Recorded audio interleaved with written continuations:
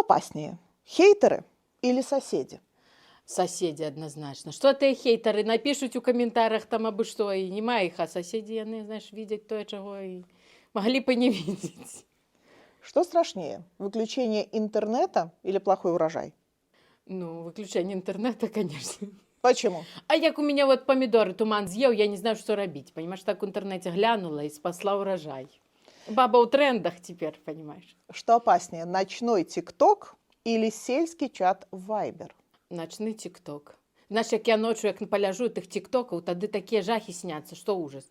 А чатик полезно очень. Тады знаешь, хто там сена чыё украў, ці банку з плоту, вот это ўсё. Что сложнее, выйти замуж или попасть в тренды ТикТок? Попасть в тренды тиктока. Ён цяпер чудзіць, непонятно, что он там рэкамендуе. Замуж рассеивайся. Что быстрее заканчивается, тренды или терпение белорусской женщины? Тренды. Потому что у белорусской женщины терпение не заканчивается. Я тебе говорю, як вот у меня дети, внуки, оно не заканчивается.